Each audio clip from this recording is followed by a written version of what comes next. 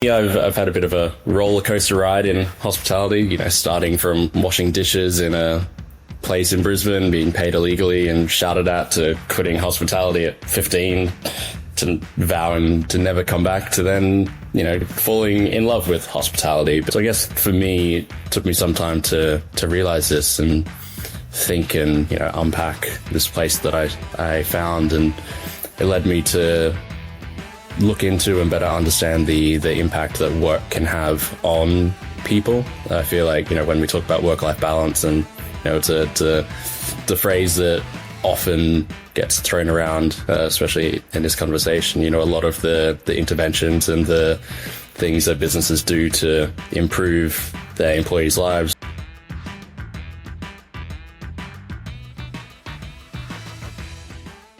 Today's guest is someone who knows the hospitality industry inside and out. Matthew Cameron is the founder of TMC People Agency and co-founder of WellJam. And he spent over 15 years working with everyone from startups to top-tier hospitality. Matthew's approach is all about transforming toxic workplaces into thriving environments that keep people engaged and happy to stay. His personal journey is what makes his perspective so unique, and we're going to go into that right now. So buckle up for some real no-nonsense chat with Matt Cameron.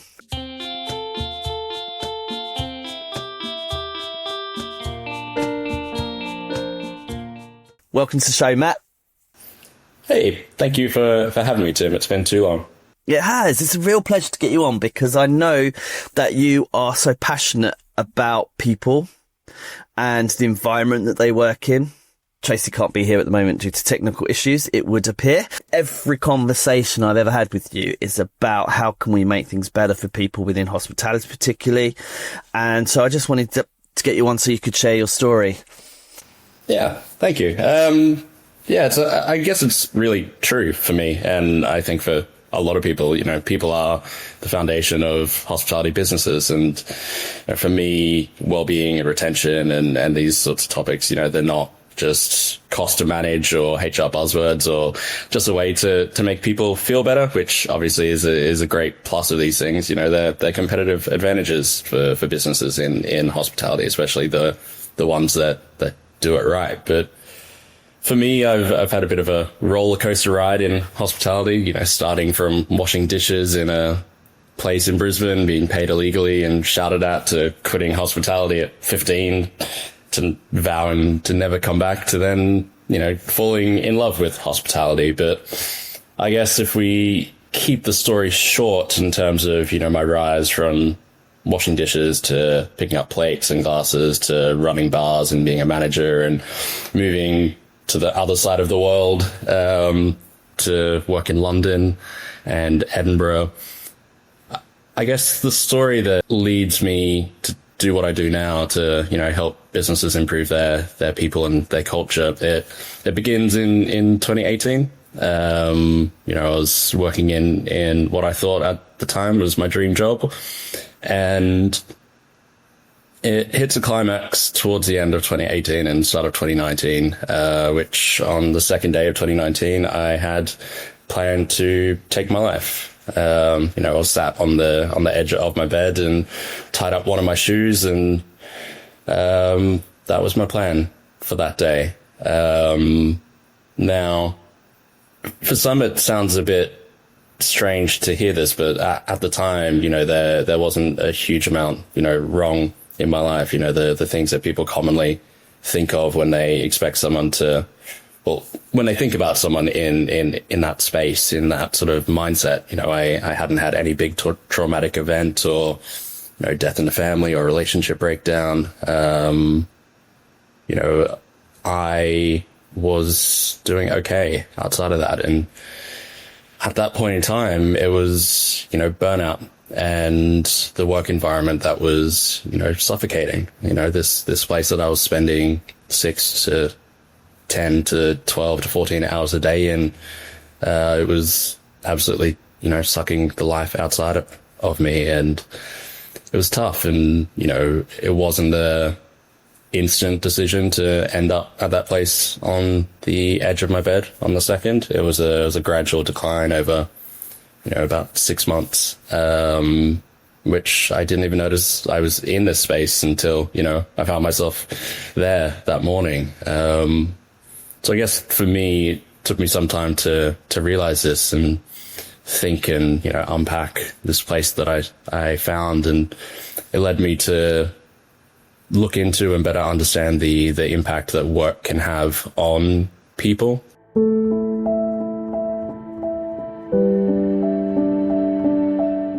I feel like, when we talk about work-life balance and, it's a phrase that often gets thrown around, especially in this conversation, a lot of the interventions and the things that businesses do to improve their employees' lives, like while they're well-intentioned, they primarily look at the life side of that balance. How do we improve people's lives outside of work? The 4-day work weeks, the gym memberships, these sorts of things, they're amazing. This is not me discounting them, but they don't, effectively improve life inside of work. So that's essentially what I do now. We talk about improving the workplace, improving the culture, the leadership, and, how we can turn that into a competitive advantage for businesses. Because, like I said to start, businesses are there primarily to do one thing, and that's to make money. And, we need to be realistic about that.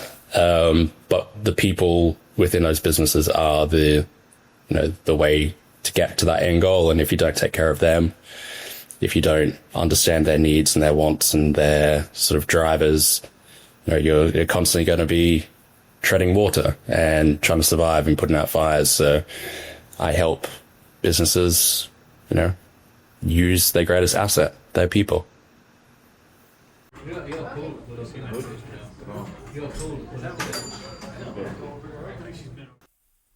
Thank you for sharing. So, it's incredibly, while it starts off obviously quite a difficult situation, it's actually quite inspiring because it's actually been a catalyst for you, hasn't it, for change. Was that a catalyst, obviously, once you decided against taking your life? How long was it after that you suddenly realized that was your kind of purpose? What was it that triggered that?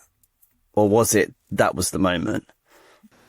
No, there was another moment. I guess for a period of time after that, I was focused on improving, my own life. I got heavily into fitness, sort of threw myself into just taking care of my physical health, waking up every morning in the middle of winter, 4 a.m. to get in the gym, which sounds crazy now. It's cold and dark at 4 a.m. But there was a moment actually where I was at work and my assistant manager came up to me and she asked me for help.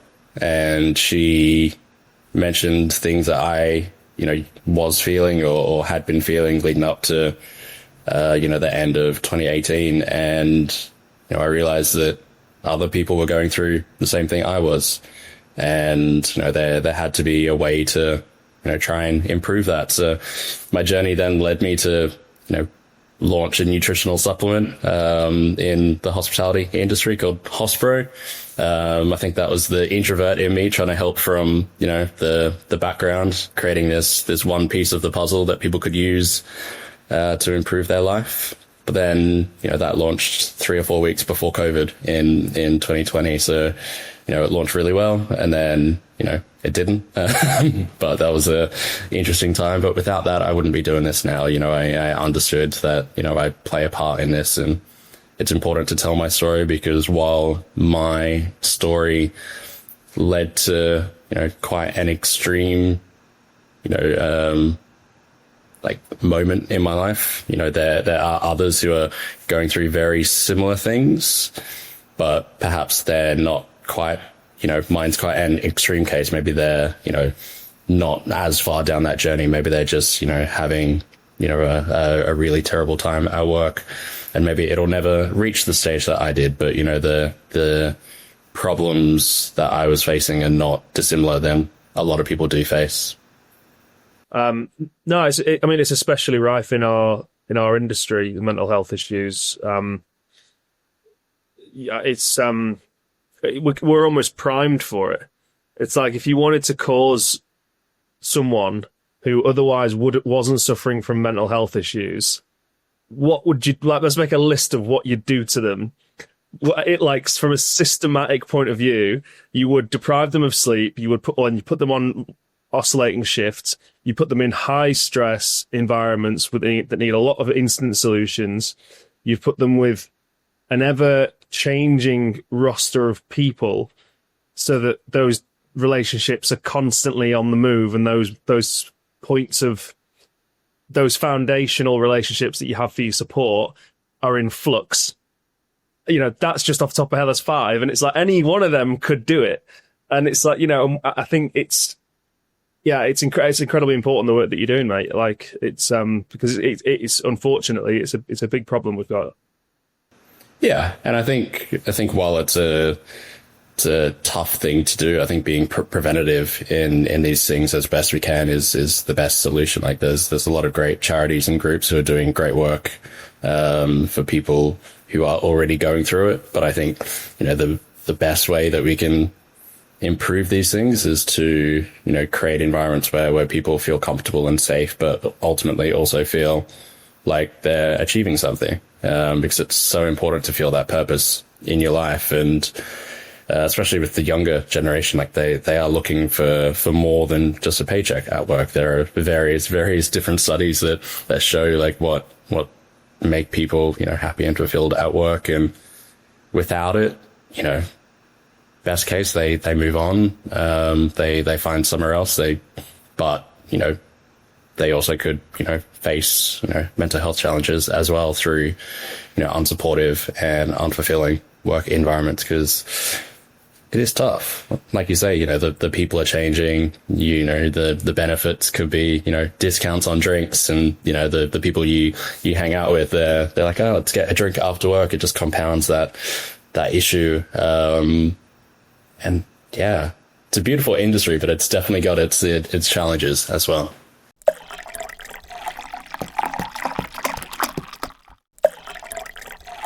So on that note, Kieran Bailey, in the previous episode, Kieran Bailey said that he overheard a conversation with people he described as Gen Zs who were using language that's very detrimental about themselves, in terms of very sort of putting them back in their place, sort of chipping away at any self-confidence that they might have. And it sounded like a reoccurring thing. Now, I do think that is across generations, but it does seem to be quite prevalent in Gen Z at the moment, in terms of some of the people that I've looked at. And I know particularly from my working with you, but also from my experience of what you've been saying to the world, is you talk very much about young people and the troubles that they're having and how employers can address it better. Because let's face it, in our industry particularly, most employers are older, and so they may not have the same experience.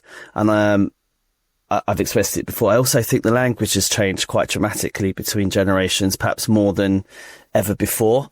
It's the first time we've got 4 generations in the workplace.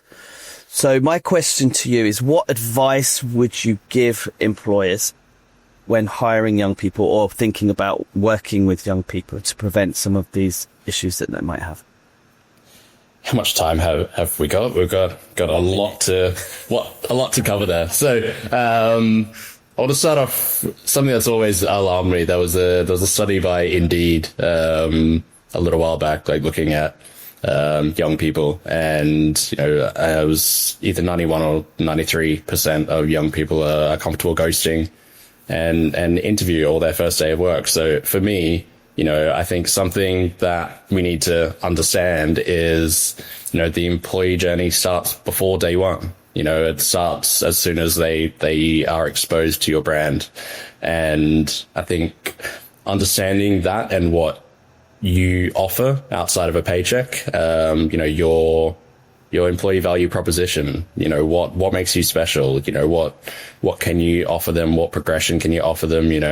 environmental policies has become a big talking point for young people as well. You know, they want to work with companies that, you know, align with their values outside of work. You know, do they sort of monitor their environmental output, or what mental health policies have they got in place?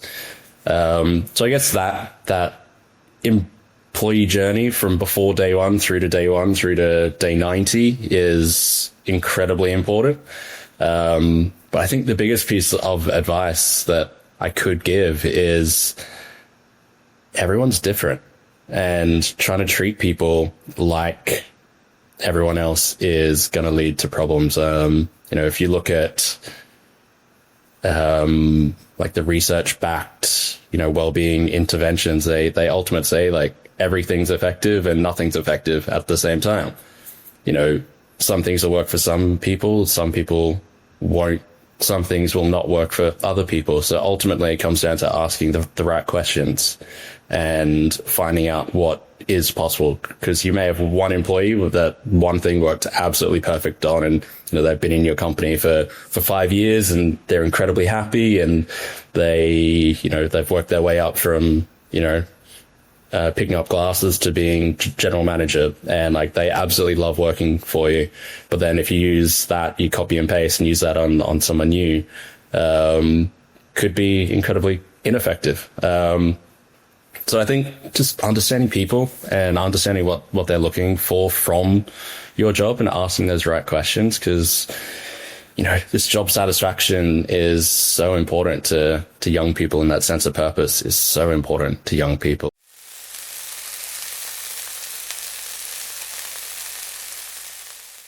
There's just so much data out about it now. Like, you know, work, there was a Deloitte study that showed that, you know, work is the second biggest influence on Gen Z and millennials' sense of identity. So like, while you talk about, you know, the language that young people use that could be, you know, putting themselves down, you know, if they're seeing this sense of identity being connected to their work, if their workplace is not a positive place, then they're going to take that almost personally. That's going to impact every other area of their life because it's part of their identity.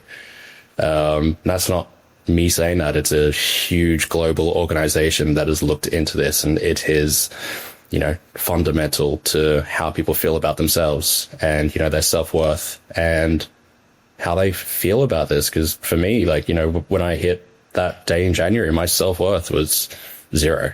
You know, I was thinking, no one's going to notice if I'm gone. You know, no one's going to wonder, where's Matt? Like, I had no sense of identity. I had no self-purpose. And a lot of that was because I threw myself into work so heavily. And I know a lot of people in hospitality do that. Whether that's healthy or not, that's probably a chat for another day. But, you know, a lot of us are incredibly passionate about this industry. And if that doesn't go well, that can be quite dangerous.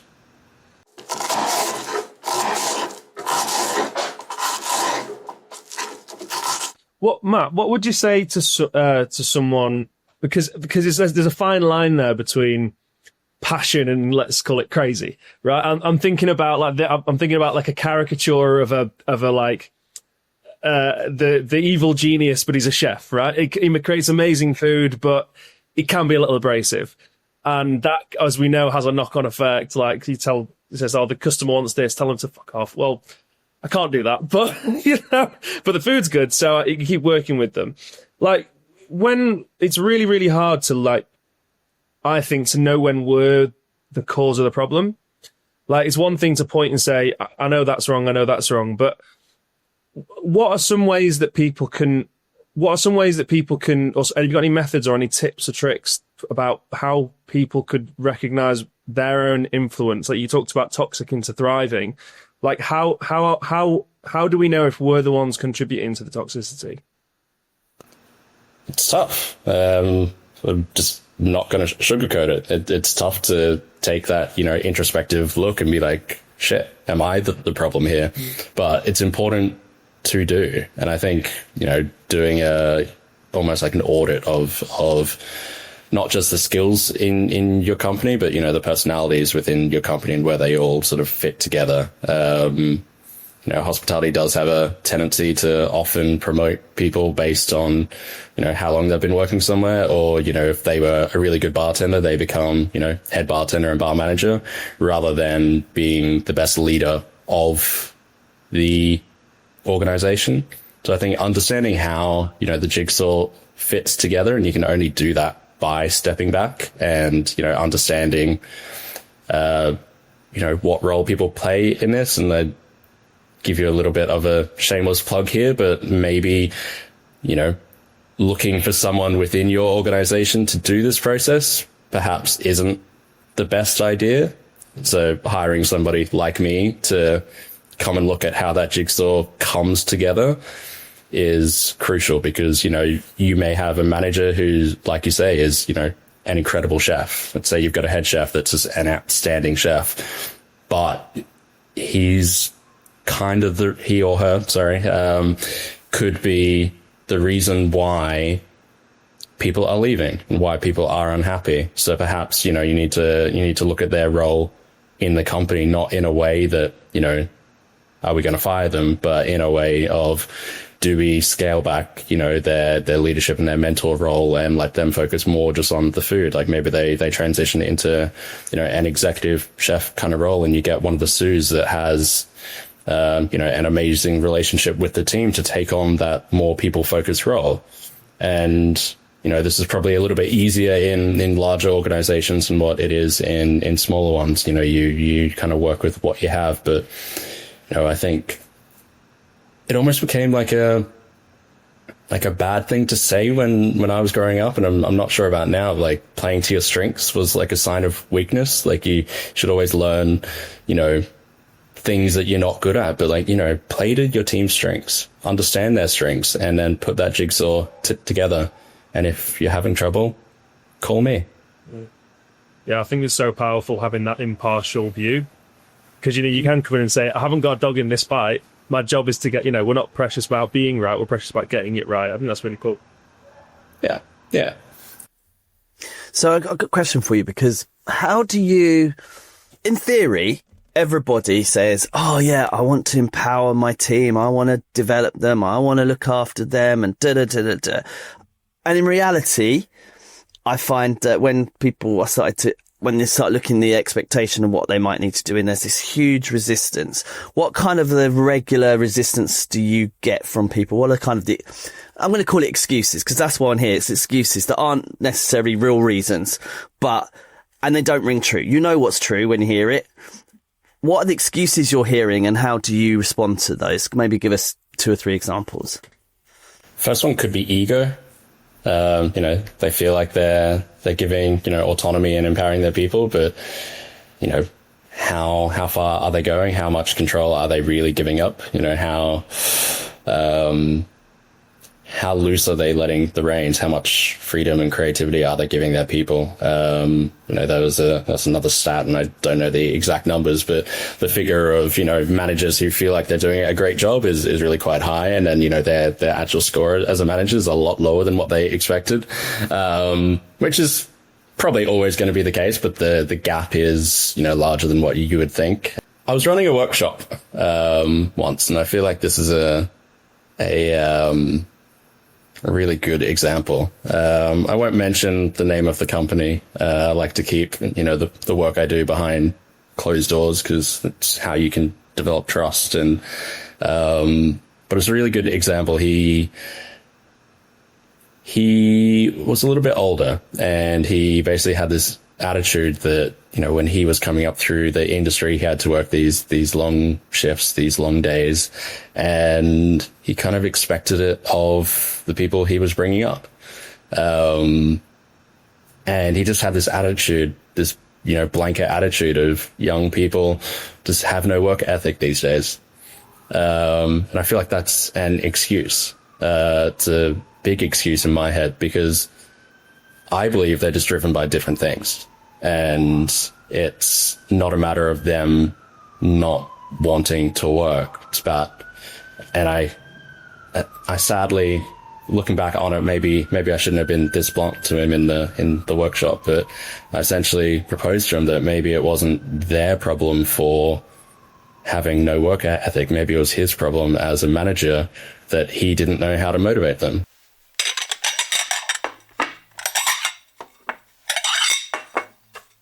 You know, if someone's not willing to work another, half an hour or an hour, as long as, they can get home and, the transport services are still working, and as long as those variables are not, a problem, then if someone's not willing to work that extra half an hour, that extra hour, then that's a sign that they're not engaged with you or your business. Because, if they are, while I don't recommend people should work too long hours, I think if you really love what you do, another half an hour of your life isn't a big deal. Like when I'm running my businesses, I will throw myself into them, and I know they're mine and it's not the best comparison, but like if you really love what you do, you don't have any problem doing it. And, as long as you're paid for those hours and all these things are taken care of, then if you're not willing to work another half an hour, then that's a management issue. That's a leadership issue. That's not a generational issue.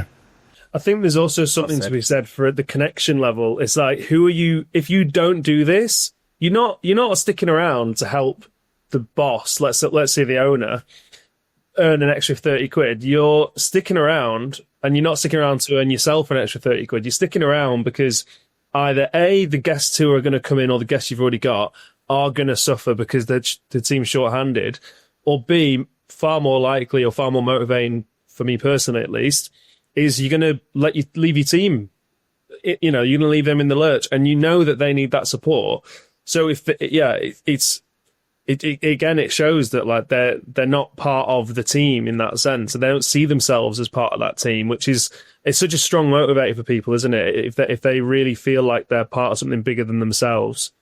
When you're, as you say, it's a really strong indicator, isn't it? And it's not actually a reflection necessarily on the person. All right, if there's someone who blanket refuses to go the extra mile, then maybe it's an attitude issue. But also you could argue, it's a motivation issue. But for sure, it shows that they're not invested in the future of what's happening. They're not invested in the people around them. I've not heard that before. That's really cool, mate. Yeah. There was a really interesting study, I think, early 2010s. I don't know how to say that decade. I'm getting a bit old. I think it was about 2010, 2011, somewhere around there. Probably the tensies. in the 2010s, That was a really interesting study, like looking at, what motivates and gets people happy at work. And, went through just over 200 people and 12,000 diary entries over a period of time, whether it was 6 months or 12 months. And I can't quite remember, but, it basically looked at what makes, a great day at work. And the thing they came back with was progress. Every day you're constantly moving forward. So whether that is, moving forward with your team, like you mentioned, you're part of a team, you're all working towards, one goal, or if they're personal goals, you want to own your own bar one day. So you're there, you're learning the skills, you're progressing up the ranks, and, you've got that end goal in mind. Or even if you're just trying to save up for, say, a car or something, making progress towards something is the best way to keep someone engaged and to keep someone happy at work. And you need to understand what that thing is. If you're just saying, hey, work another hour, you'll get another 15 quid, which will then be taxed, and you won't actually get 15 quid. And then you miss your train home, and then you've got to get a taxi, and actually you're 20 quid down. How is that motivating someone? If you're focusing purely on money, then you are missing so much, so much. Thank you very much. That's really good advice there, Matt. Unfortunately, it is time to wrap up. There's lots of gems. And if somebody's interested in speaking to you to find out more, where can they come and find you? So I'm pretty active on LinkedIn, Matthew Cameron, or I believe it's, / that Matt Cameron.